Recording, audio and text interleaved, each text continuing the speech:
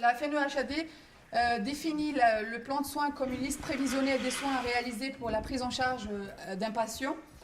Donc, le plan de soins est constitué de soins à réaliser, c'est les différents actes prescrits par les coordinateurs. Donc, on a aide à la toilette, mise en chemise de nuit, etc. Les modalités de passage, c'est la fréquence d'intervention d'un intervenant chez le patient. Les différentes contraintes, c'est les annotations que peuvent faire les coordinateurs sur le plan de soins. Donc, c'est toutes les contraintes sur un acte particulier ou sur des actes, sur un groupe d'actes. La surveillance particulière, c'est tous les commentaires qu'on peut donner sur les pathologies du malade, comme préciser sa maladie. Les habitudes de vie, c'est donner le mode de vie ou expliquer de manière très brève le mode de vie du patient. Donc, à partir des différents entretiens que nous avons eus avec les usagers de la HAD d'Albi et la SIAD de la CARMI et l'UMT, nous avons confirmé l'importance du plan de soins dans le processus de prise en charge à domicile, et nous avons pu appréhender les différentes difficultés que les coordinateurs de soins ont à l'expression de ce plan de soins. Parce que maintenant, en général, il est représenté sous format papier, bien qu'ils préfèrent utiliser le format papier jusqu'à présent, mais ce mode de fonctionnement commence à être de plus en plus compliqué. Et ils ont tendance aussi à passer à l'outil informatique, mais ce dernier reste insatisfaisant pour eux. Et il y a plusieurs manques par rapport à leur élaboration de plans de soins. Donc, notre objectif dans mon travail de thèse consistera à permettre au coordinateur, à faciliter l'expression du plan de soins du coordinateur à travers un outil, et permettre cette vision, d'offrir une vision partielle ou complète de ce plan de soins par rapport à différents intervenants dans la prise en charge à domicile, que ce soit le médecin traitant, médecin coordinateur, les aides-soignantes et les autres médecins qui peuvent intervenir, kinésithérapeutes, entre autres. Mais pour faire ce travail, il faut prendre en considération la complexité des processus de prise en charge à domicile qui sont loin d'être classiques et présentent des contraintes très spécifiques. Donc la première, c'est la variabilité. On a un processus pour chaque patient. Et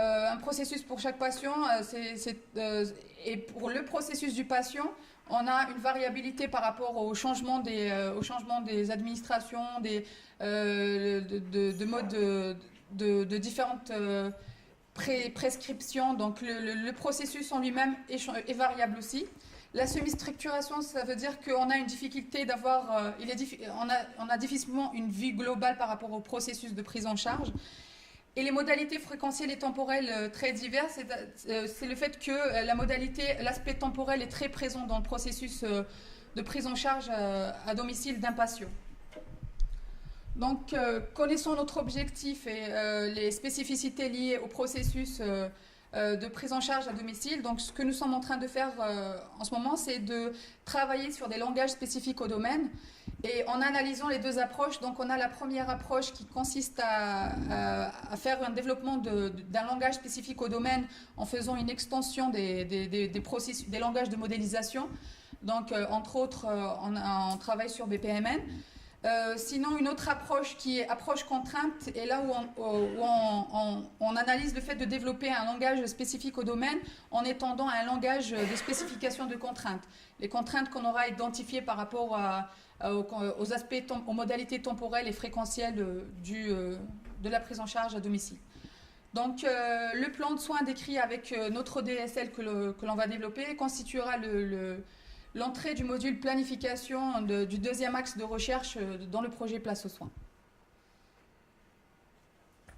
Je vous remercie pour votre attention. Merci beaucoup pour cet exposé. La présentation est ouverte aux questions. BPMN, C'est un langage... C'est un langage de modélisation graphique qui sert à modéliser, qui va nous servir à modéliser. Quel est votre métier de base? Quelle est votre formation de base? Je suis informaticienne. Ah, d'accord. Tout s'explique. D'accord. Donc, Oui, le BPMN, c'est un langage de... Business Process Business Process Modeling Modeling Notation. Mais le fait Voilà. de le dire n'aura pas... De façon plus précise. Justement, en fait, votre extension, elle a consisté en quoi par rapport à BPMN? Là, on étudie le fait de l'étendre parce qu'on a commencé à faire des modélisations avec des langages de modélisation différents, entre autres BPMN, UML et EPC. Donc tout ça, c'est une catégorie de langage de modélisation. Et nous, ce qu'on veut, c'est présenter un langage de modélisation de haut niveau parce qu'on cible des usagers qui ne sont pas informaticiens. Donc il va falloir avoir un certain niveau d'abstraction. Et le DSS, qui est un langage de programmation informatique, donc il est connu pour être ciblé à un domaine particulier et il est concis. Donc il n'utilise que les éléments du domaine pour faciliter la tâche aux usagers, aux utilisateurs du domaine. Donc nous, ce qu'on a fait, c'est qu'on essaie de modéliser avec des langages. Et on a pris BPMN parce que c'est lui qui avait le plus haut niveau d'abstraction par rapport aux autres langages de modélisation. Et là, l'objectif, c'est de étendre, utiliser tout ce qui est utile dans BPMN et d'étendre et de rajouter de nouvelles fonctionnalités afin de l'adapter à notre domaine de la prise en charge à domicile, à notre expression du plan de soins. Quelle est l'interface avec les professionnels de santé? Vous avez une sémantique particulière? Est-ce que vous avez une... Moi, j'ai cru au départ qu'il s'agissait d'une question sémantique. C'est-à-dire que pour que les professionnels puissent communiquer, vous aviez décidé de redéfinir certains vocabulaires et de trouver un langage commun déjà pour rentrer dans votre système. Oui, ce qu'on est en train de faire, c'est de mettre au point un prototype et de voir avec les usagers leur comportement face à ce prototype, de voir leur réception si jamais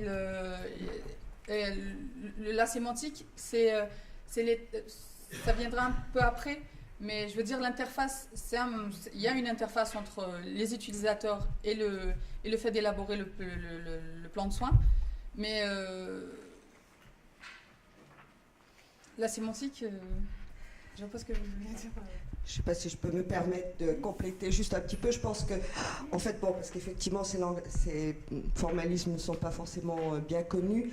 En fait, ce que je comprends, vous me direz si je me trompe, mais la vocation, en fait, de son travail, c'est effectivement d'essayer de formaliser sur le plan informatique, en fait, mais de façon compréhensible par les utilisateurs, justement, l'ensemble des processus de soins. L'objectif est que ça soit compréhensible par les usagers, bien sûr. Puisque le plan de soins, en ce moment, il est représenté sous format papier. Il y a un manque de formalisme, il y a certaines informations qui ne sont pas enregistrées sur le papier, vues à l'expérience des infirmières ou tout ça. Donc on essaie de le regrouper et de donner une manière de représenter le plan de soins de manière formelle, de manière à ne pas négliger certaines informations.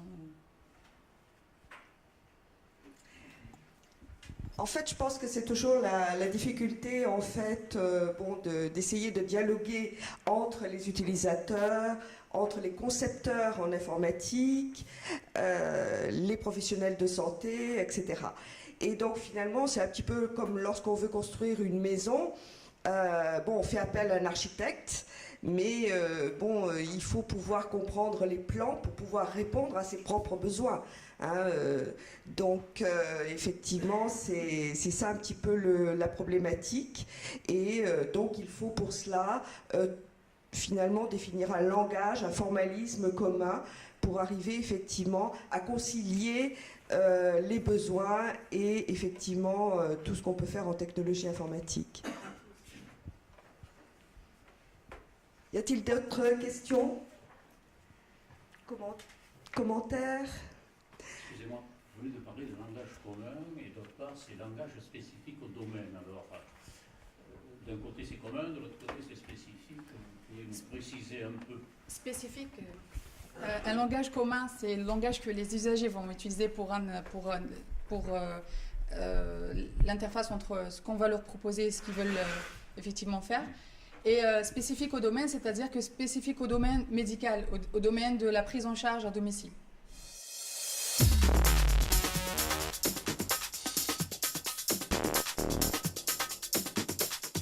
Bonjour tout le monde, je suis Olfa Rajab, ingénieure en génie industriel et doctorante en co-tutelle à l'école des mines d'Albi au centre génie industriel et avec l'équipe recherche ISIS, à l'école d'ingénieurs ISIS à Castres.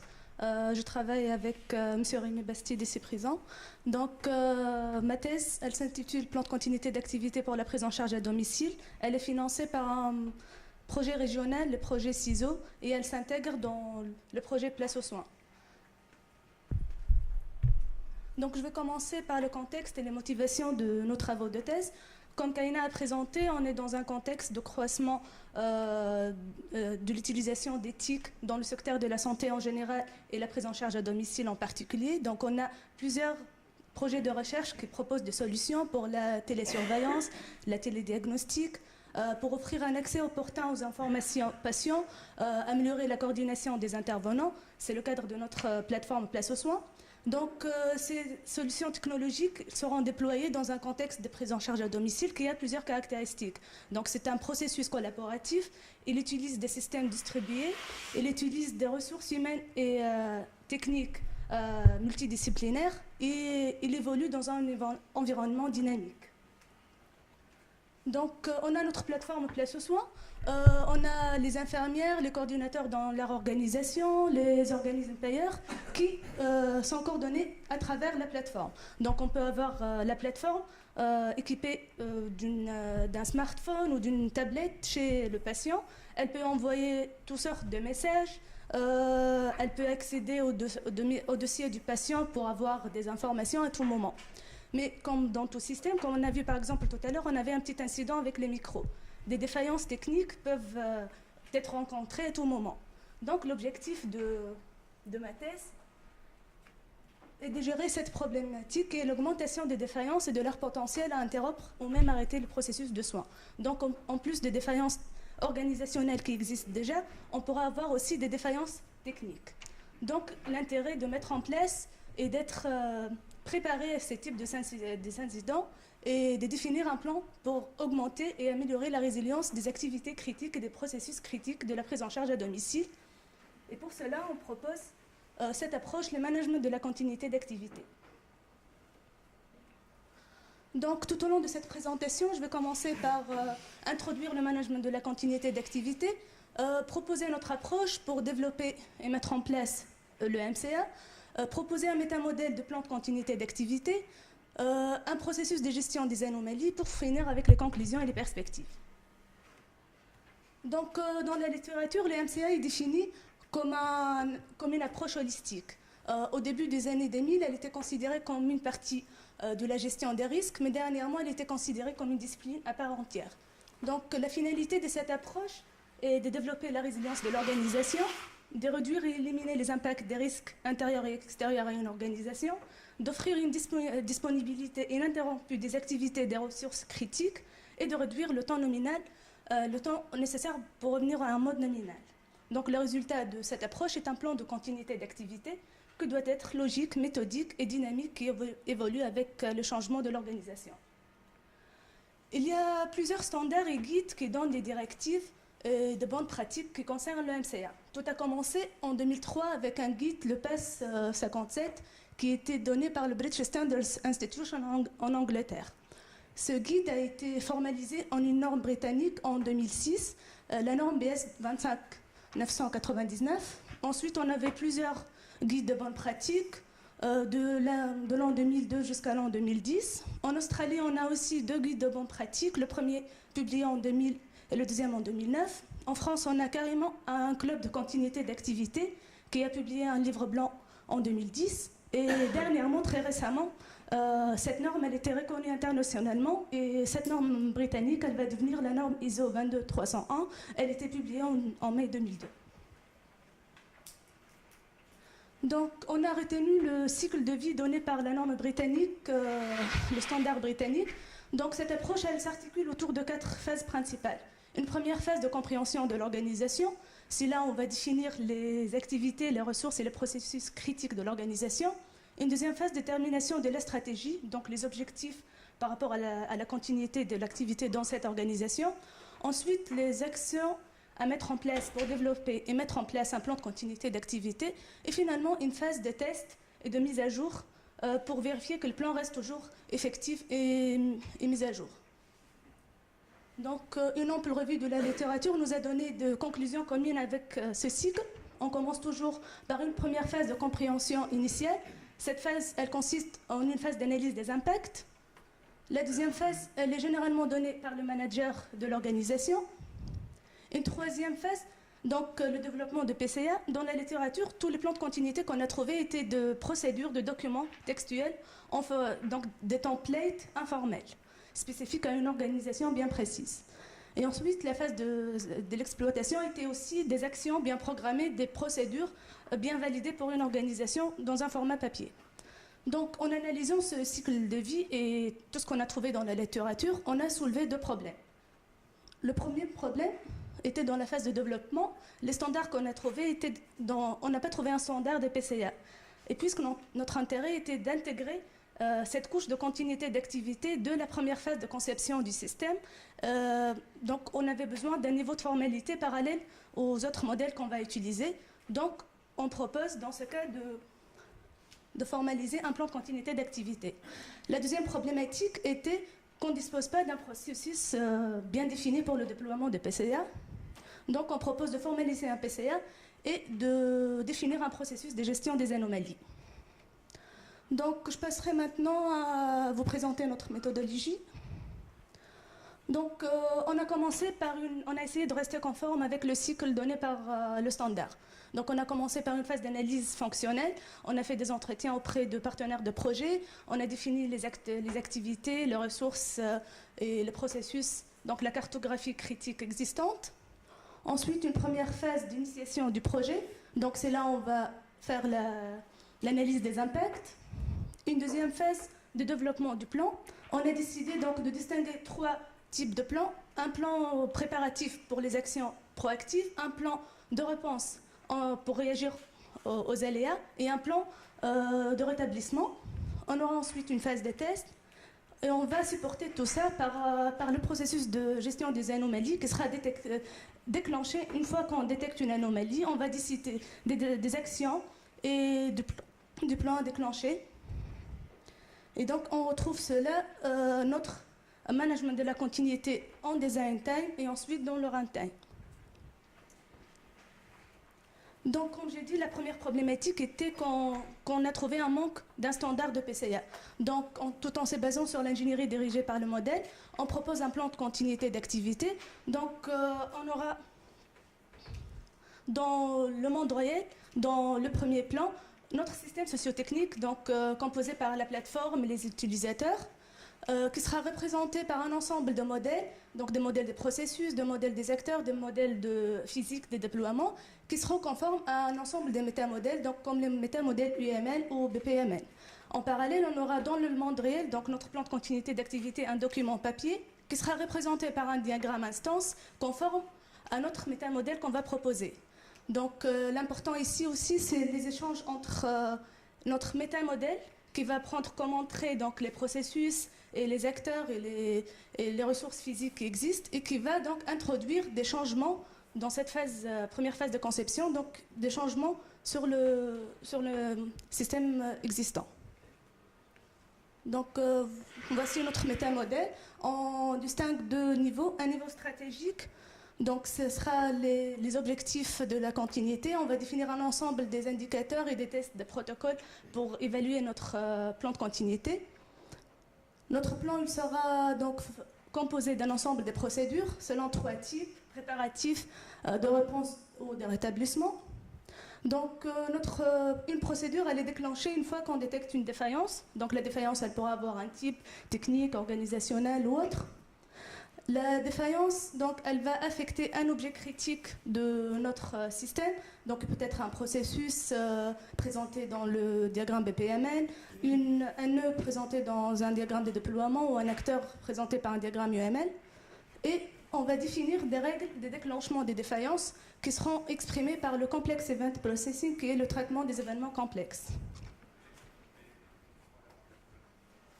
Donc notre deuxième problématique était qu'on ne dispose pas d'un processus de gestion des anomalies.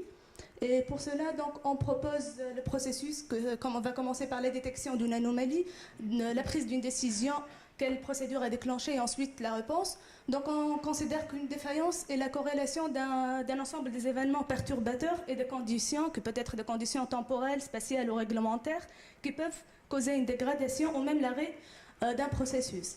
Donc, comme j'ai dit, pour la détection des anomalies, on va utiliser donc, les techniques de traitement des événements complexes. Donc, ces techniques vont analyser des événements porteurs d'informations qui proviennent de diverses sources donc de données dans les systèmes distribués. Et pour générer un événement complexe sera l'abstraction de deux ou plusieurs événements.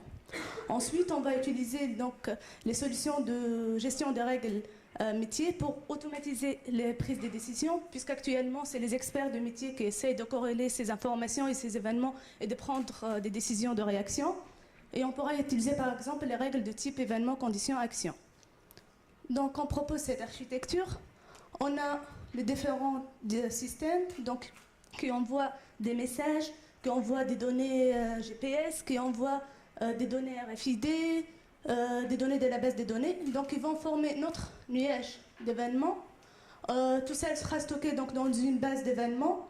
On va utiliser les techniques de CEP pour extraire les événements, les corréler en utilisant des règles de traitement, donc avec des règles temporelles, logiques et des causalités pour détecter les défaillances. Ensuite, on aura donc notre défaillance et en utilisant les outils de gestion des règles métiers, on va automatiser la prise des décisions, choisir la procédure à déclencher, qui sera donc dans notre base de Business Continuity Process. Donc, pour finir la conclusion et les perspectives, comme on a vu, le système de prise en charge à domicile rencontre plusieurs problématiques en termes de coordination, de continuité des soins ou des activités. La continuité d'activité comme approche, elle propose des solutions pour faire face à ces conséquences des interruptions, d'offrir une indisponibilité ininterrompue de processus de soins. On a proposé de formaliser, selon une approche EDM, un plan de continuité d'activité. Notre approche a pour vocation de combiner 3 modes de raisonnement: raisonnement à base de règles, raisonnement à base d'événements et raisonnement à base de processus. C'est pour cela qu'en perspective, on va utiliser l'outil Drules, donc qui dispose de 3 modules: un module Drules Expert pour le Business Rules Management, un module Drules Flow pour le Business Process Management et un module Drules Fusion pour le Complex Event Processing. Merci pour votre attention.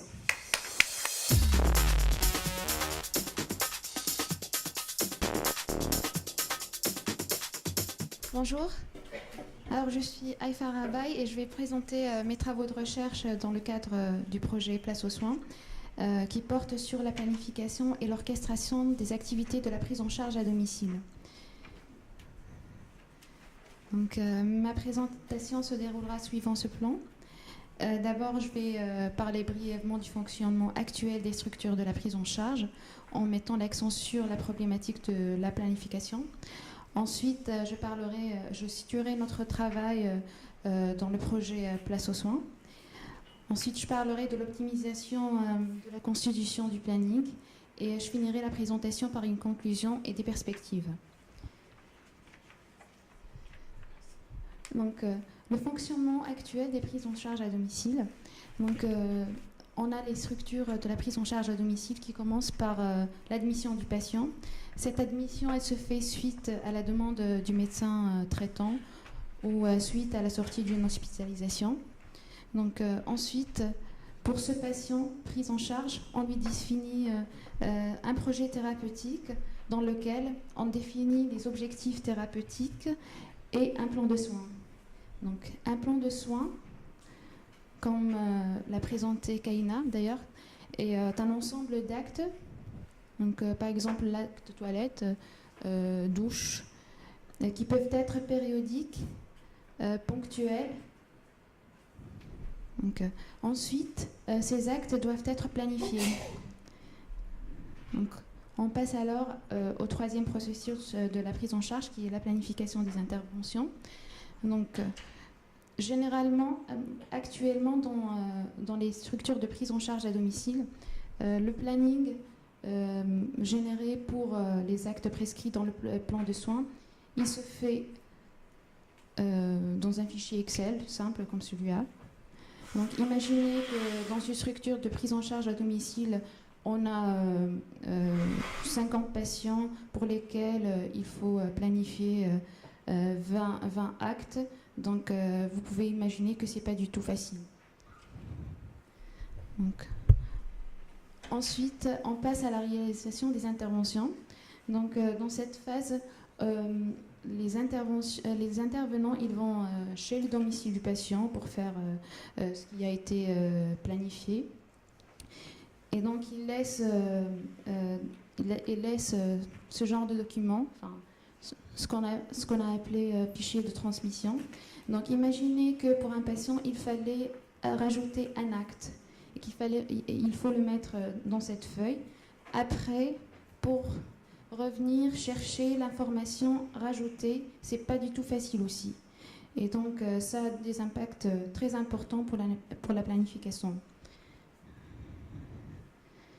Donc ce qu'on a constaté, c'est qu'il y a une faiblesse en termes de coordination et de planification des activités de la prise en charge, d'où la nécessité de proposer des outils pour automatiser la planification des activités de la prise en charge. Donc, je vais situer mon travail dans le projet Place aux soins. Le projet s'articule autour de 3 processus principaux qui sont la définition du projet thérapeutique et du plan de soins, l'organisation de la prise en charge, la coordination, la réalisation et le suivi de la prise en charge. Donc le travail de Kaina, il se situe un peu plus haut dans la définition du projet thérapeutique et du plan de soins. Le mien dans l'organisation de la prise en charge. Donc, voilà. Si je reprends le titre du projet Place aux soins, qui est plateforme d'aide au suivi et à la coordination des activités de soins à domicile, donc le suivi et la coordination, pour notre partie, représentent le maintien continu des plannings et des interventions. Donc, quelques exemples de planning. Donc, dans ces plannings, on a le nom du patient, le nom des interventions, le nom des intervenants, les plages horaires. Voilà. Donc, je vais m'intéresser maintenant au maintien continu des plannings, qui est un processus qui comporte 3 étapes, qui sont la constitution d'un planning, le suivi de l'exécution des interventions et le réajustement du planning. Donc, dans la première étape, on a constaté que dans les structures de prise en charge à domicile, on définit un planning hebdomadaire. Par exemple, dans la HAD d'Albi, ça se fait chaque dimanche soir.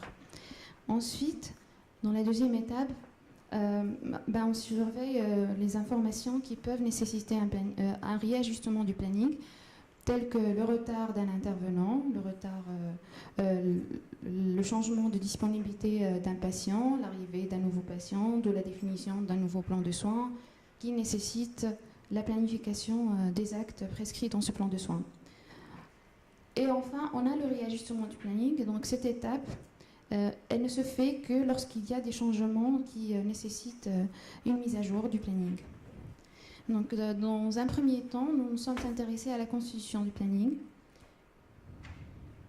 Donc, pour constituer un planning, on a plusieurs intervenants qui appartiennent à plusieurs structures, qui peuvent être salariés ou libéraux, qui peuvent avoir des compétences différentes. Les compétences sont par exemple infirmières, aides-soignantes, et qui ont aussi des disponibilités. Donc, d'un autre côté, on a les patients qui ont des pathologies différentes, des disponibilités, des plans de soins. Le plan de soins, comme je vous l'ai dit, c'est un ensemble d'actes. Et il s'agit de générer un planning à partir de toutes ces informations-là.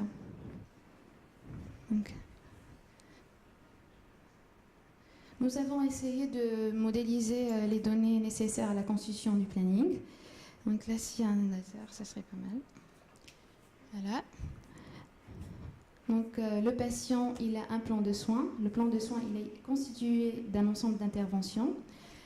Une intervention, c'est un regroupement d'actes l'acte, il a un type, par exemple soins palliatifs, nursing, et nécessite un type particulier d'intervenant. Le type d'intervenant, c'est aide-soignante, infirmière, etc. Donc, on définit pour l'intervention une plage horaire, par exemple de 8h à 10h, le matin, le soir, l'après-midi. Ensuite, une fois qu'on a fait ça, on affecte un intervenant à l'intervention. Donc on obtient une intervention planifiée, une plage horaire aussi, et on passe à la réalisation des interventions.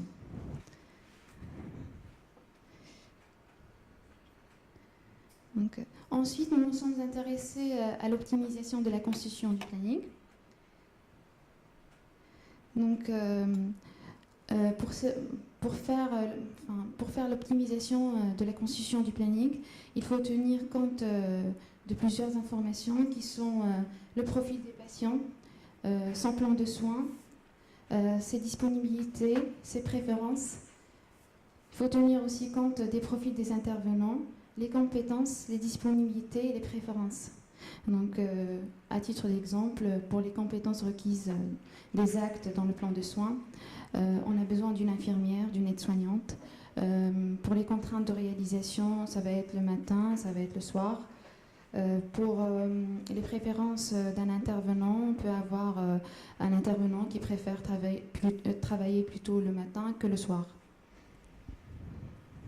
Donc, on a essayé de faire un listing de contraintes pour la constitution du planning.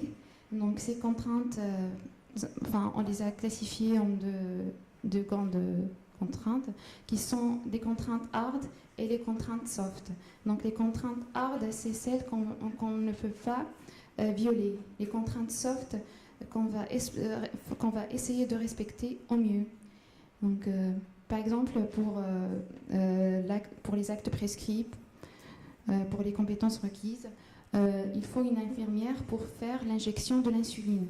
Donc là, je mets l'accent sur le « il faut », donc c'est une contrainte forte. Je prends l'exemple des disponibilités. Le patient n'est pas disponible le matin. Donc s'il n'est pas disponible, c'est une contrainte forte. Je peux rien planifier si le patient ne peut pas être là. Pour les préférences, le patient préfère ne pas être pris en charge pendant le week-end ou par une telle infirmière. Là, c'est une contrainte soft. Donc, qu'on va essayer de respecter, mais si il faut qu'on le prenne en charge, on n'a pas de disponibilité, il n'y a pas beaucoup d'intervenants, il faut le prendre en charge le week-end. On ne respecte pas sa préférence.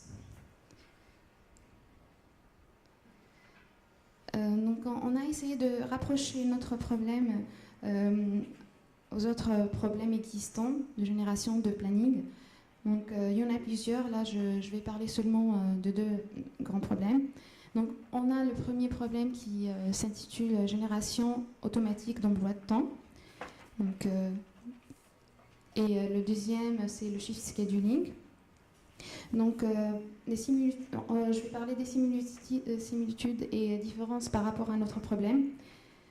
Donc, pour la génération d'emploi de temps, l'affectation, elle se fait toujours en respectant un certain nombre de contraintes. Sauf que il n'y a pas de contrainte de précédence entre les cours. Là, j'ai mis les cours parce que ce problème, il a été abordé dans les problématiques de génération d'emploi de temps dans les universités, pour les cours et pour les examens. Donc, pour le shift scheduling, pareil, pour les similitudes, l'affectation, elle respecte un certain nombre de contraintes. Pour les différences, le choix du type d'intervenant, il se fait dans le processus de planification, ce qui n'est pas notre cas, puisque le type de l'intervenant, il se fait plutôt dans la définition du plan de soins. Voilà.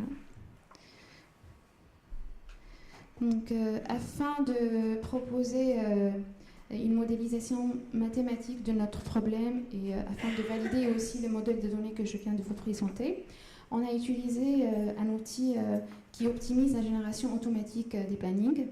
Et cet outil, il s'appelle Drools Planner. Donc, il permet de résoudre les problèmes de planification un peu difficiles en combinant des algorithmes de méta-heuristiques, tels que les algorithmes génétiques, les algorithmes évolutionnaires. Donc, il faut savoir qu'un problème de planification sur Drools Planner, il a 3 types de contraintes. Des contraintes hard positives. Un exemple, l'intervenant il ne peut pas travailler plus que 10 heures par jour. Des contraintes soft négatives. L'intervenant il ne préfère pas travailler le matin. Des contraintes soft positives. L'intervenant il préfère travailler le matin. Donc, et ensuite, ces contraintes ils vont être à pondérer pour définir une fonction de score. Et Drools Planner, il va essayer de trouver la fonction, de trouver une solution avec le score le plus élevé. Donc, pour conclure, la planification des activités de la prise en charge à domicile est une tâche assez complexe. On compte tester tous les algorithmes d'optimisation disponibles sur Drools pour choisir le mieux approprié pour notre problématique.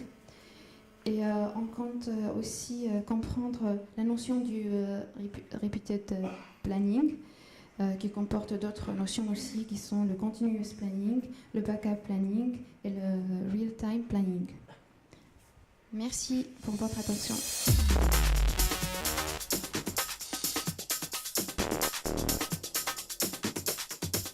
Bonjour à tous. Moi, je vais vous présenter notre démarche, la démarche qu'on a utilisée pour déployer un robot compagnon dans des conditions réelles d'utilisation au domicile de personnes âgées. Donc, ce travail s'effectue dans le cadre du projet européen AL Domeo. Donc, les robots, il en existe beaucoup. Ils ont pour but de lutter contre l'isolement social causé par les déficiences cognitives et motrices. Ils ont été largement proposés aux personnes âgées présentant des troubles cognitifs. Donc il existe des robots qu'on peut considérer comme des outils qui se confondent dans l'environnement, tels que les déambulateurs. Il existe aussi des robots considérés comme des jouets. Il y a l'ours Huggable, qui permettent d'avoir un lien un peu émotionnel. Et il existe à côté de cela des robots humanoïdes qui se caractérisent plutôt par une fonction de communication et de levée de doute, donc, dont le robot Compay, dont je vais vous parler aujourd'hui. Donc Compay, c'est un robot humanoïde qui a été développé par la société Robosoft. C'est un outil robotique pour l'assistance quotidienne, l'aide aux soins et le lien social. Alors,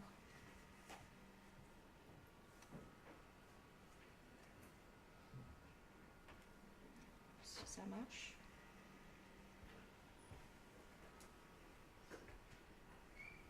Donc le robot, il comporte une base mobile sur roue, capable de naviguer vers des points prédéfinis, sur commande vocale, en évitant des obstacles. Il a aussi un système de contrôle à distance, avec l'affichage vidéo par une caméra qui est située sur la base du robot, un ordinateur tactile ou à commande vocale, qui donne accès à différentes fonctions, des périphériques audio et vidéo permettant d'utiliser un logiciel de visioconférence, une station de charge pour se recharger, permettre son autonomie, et des capteurs, il permet de récolter par Bluetooth des mesures réalisées par un pèse-personne et un tensiomètre. Donc là, on voit le robot qui a été envoyé se recharger et qui va arriver à sa station de charge.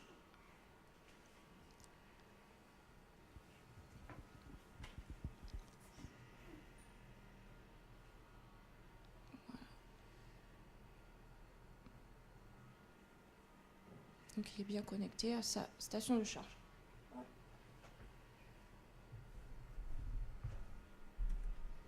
Alors, la méthode qu'on a utilisée, donc les objectifs du déploiement, c'était d'étudier le comportement dans des conditions réelles d'utilisation de ce robot et d'évaluer la fiabilité et la robustesse du robot, ses effets sur la qualité de vie des usagers et aussi quelques éléments d'acceptabilité. Alors, les critères d'inclusion qui ont été retenus, ce sont des volontaires âgés de plus de 85 ans, présentant des troubles moteurs et ou cognitifs, donc avec une vitesse de marche inférieure à 1 mètre seconde ou un MMS inférieur à 26, vivant à domicile et ayant un aidant naturel principal, bénéficiant aussi d'aide quotidienne discontinue. Par contre, nous avons déterminé des critères d'exclusion. Donc, un échec technique, tout échec technique lié au lieu de vie entraînera l'arrêt du déploiement, le refus du médecin traitant, toute évolution défavorable de l'état de santé du volontaire, donc une hospitalisation, une institutionnalisation, tout développement de troubles du comportement lié à la présence du robot et toute survenue d'un événement grave lié au robot ou aux services associés. Donc la démarche de déploiement. Donc tout d'abord, on a effectué un entretien avec les usagers et les aidants pour déterminer leur écosystème et les services dont ils avaient besoin, dont ils souhaitaient. Et grâce à cet écosystème, on a ensuite configuré le robot par un personnel non technique grâce à un manuel écrit par du personnel technique suite aux tests laboratoires. Donc cette configuration consiste à faire une cartographie des lieux et à valider par quelques tests, pré-tests, le bon fonctionnement du robot. Ensuite, une fois que le robot est configuré au domicile, on peut commencer l'évaluation des fonctions du robot. Donc il y a 2 phases. Une évaluation contrôlée par des scénarios où on veut étudier la fiabilité et robustesse des fonctions, par exemple de déplacement, de détection et d'évitement d'obstacles, de reconnaissance et synthèse vocale, et du contrôle du robot à distance, et d'autres fonctions aussi. Et ensuite, une évaluation en usage libre. Donc actuellement, on est dans la phase d'évaluation contrôlée, et je vous présenterai les résultats sur l'évaluation du déplacement. Donc les usagers que nous avons recrutés, c'est un couple de personnes âgées, de 94 et 97 ans, avec donc une vitesse de marche inférieure à 1 mètre seconde et un MMS inférieur à 26. Et donc on leur a fait passer plusieurs tests, l'IADL et la FIM. Donc la FIM, c'est la mesure de l'indépendance fonctionnelle. Et aussi un questionnaire sur la qualité de vie, où ils considèrent qu'ils se sentent en sécurité, qu'ils aiment leur lieu de vie, qu'ils sont satisfaits de leur accès aux soins, que leur qualité de vie, ils l'estiment de bonne à excellente. Et par contre, il y a des divergences dans l'estimation de leurs moyens financiers. Donc, l'écosystème des usagers, suite à l'entretien que nous avons effectué avec eux, donc, le couple de personnes âgées, donc, ils sont entourés de l'aidant principal, avec des aidants secondaires. Il y a un groupe de 5 infirmières qui viennent quotidiennement, le médecin traitant, la famille, il y a l'aide ménagère, le jardinier. Et occasionnellement, un cambrioleur qui vient un peu désorganiser le tout. Donc les services demandés lors de cet entretien par les usagers et la famille et les aidants, ce sont les services de levée de doute et de communication entre les usagers et les aidants. Donc la configuration au domicile, donc on a effectué la cartographie. Donc voilà la cartographie du lieu de nos volontaires. Donc en fonction des pièces les plus utilisées et des endroits où ils passent leurs activités. Donc il y a surtout la position fauteuil où ils sont souvent, donc la position 1, je sais pas si on la voit bien, position 1, et la position 4, salle à manger, où ils prennent leur repas. Donc la position 10, c'est la position de la station de charge, qui a été mise un peu à l'écart. Je vous expliquerai après pourquoi. Et donc il y a l'accès au point de nuit. Donc voilà. Donc durant cette configuration du robot, nous avons rencontré pas mal de problèmes. Donc tout d'abord des problèmes structurels liés à l'environnement. Donc des seuils de porte et sols réfléchissants qui empêchent le robot d'avancer, qui bloquent les roues. Et des largeurs de couloirs un peu trop faibles qui empêchaient le robot de passer. Nous avons aussi rencontré problème au niveau de l'autonomie. Donc en fait, c'est le problème de la position de la station de charge dont je vous parlais tout à l'heure. Les usagers n'ont pas souhaité avoir la vision du robot et de la station de charge 24 heures sur 24. Donc il y avait une seule pièce possible pour placer la station de charge. Et c'est une pièce un peu difficile parce qu'il y a des machines à laver qui provoquent des vibrations et qui provoquent la déconnexion du robot de la station de charge. Et aussi un refus par les usagers de fixer la station au sol. Ils ne voulaient pas qu'on détériore leur sol. Donc ça pose un problème sur l'autonomie. Ensuite, nous avons rencontré des contraintes psychosociales imposées par les usagers, donc non négociables. Comme on vient à leur domicile installer un robot, c'est un peu intrusif. Donc il y a présence de nombreux tapis très épais, de fauteuils très imposants qu'il n'a pas été possible de déplacer, de retirer. Donc il a fallu s'adapter. Ensuite, donc, des problèmes au niveau de la connexion Internet, parce qu'on a décidé de déployer ce robot avec une connexion 3G, parce que donc, le robot a besoin d'une connexion Internet pour fonctionner. Et donc le débit est instable en fonction des horaires de la journée et en fonction du lieu de vie aussi, c'est pas très stable. Et aussi, il y a un problème de sécurité parce qu'on peut prendre le contrôle à distance sur le robot via un serveur, mais il n'y a une sécurité que d'un seul côté, entre le robot et le serveur. Et par contre, entre les aidants principaux et les médecins d'astreinte, il n'y a seulement qu'un login et un mot de passe. Donc ça pose un problème, sachant qu'il y a une caméra vidéo où on voit l'intérieur de la maison et les usagers à distance. Donc pour résoudre ces problèmes, on a demandé l'intervention sur site du fabricant Robosoft, qui a réussi à faire quelques adaptations en fonction des contraintes du lieu de vie et les contraintes imposées par les usagers. Donc Robosoft a désactivé les capteurs de sol, ce qui a permis de régler le problème des seuils de porte et des sols réfléchissants. Et ça ne pose pas de problème pour la sécurité, vu que c'est un rez-de-chaussée, qu'il n'y a pas de marche dans tous les lieux utilisés. Et il y a aussi modifié la carte pour empêcher le robot d'aller dans les endroits où il y avait les fauteuils, les tapis.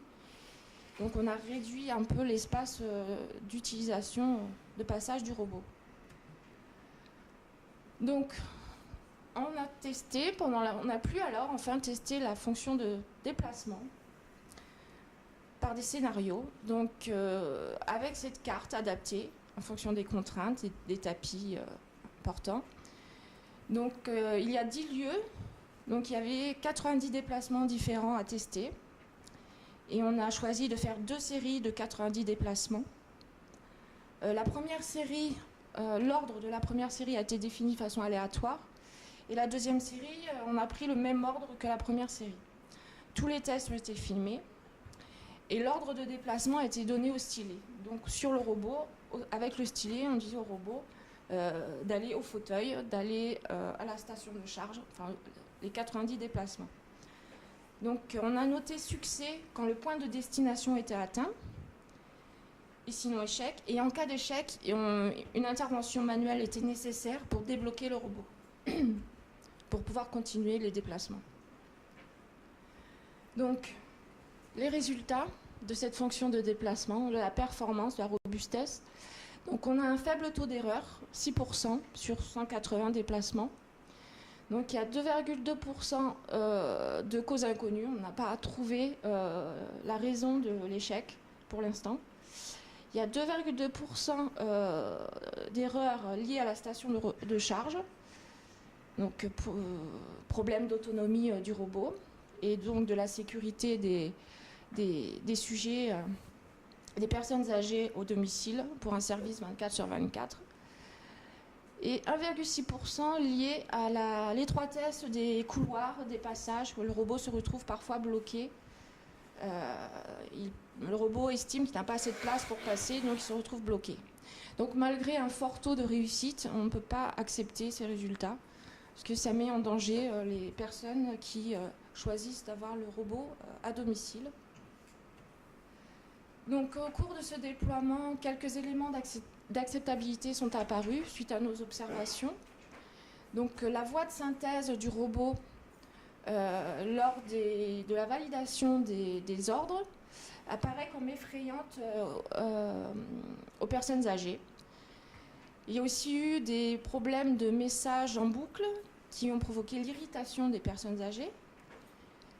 Ils nous ont rapporté aussi que le bruit du ventilateur de refroidissement du robot était perçu comme une respiration humaine avec une note effrayante. Un des deux volontaires nous a rapporté aussi sa peur que le robot pénètre dans sa chambre. Donc durant ce déploiement, il y a eu un caractère trop intrusif, avec tous les problèmes rencontrés et un grand nombre d'expérimentateurs sur place. Les personnes âgées en avaient un peu marre de nous voir. Et il y a aussi, on peut remarquer une motivation variable selon l'utilisateur, selon l'état psychologique de l'utilisateur le jour des expérimentations, selon aussi les performances du robot, si ça marche ou si ça ne marche pas. Donc en conclusion, on peut se rendre compte que le déploiement dans des conditions réelles au domicile des usagers est très difficile. Même si au niveau technique, en laboratoire, cela fonctionne, au niveau dans les lieux de vie en réel, c'est pas la même chose. Et il y a une nécessité d'adaptation du robot au lieu de vie, aux contraintes des usagers, et pas le contraire. Donc respecter, lier les problèmes techniques et éthiques. Donc le succès des robots dépendra du compromis entre les limitations technologiques et l'acceptabilité sociale. Donc dans les perspectives, nous poursuivons l'évaluation contrôlée des fonctions et des services. Ensuite, nous espérons pouvoir effectuer l'évaluation en usage libre en septembre, si le problème de l'autonomie est réglé. Et à la fin, on fera une enquête de satisfaction pour connaître les réactions, le ressenti des usagers. Voilà. Merci de votre attention.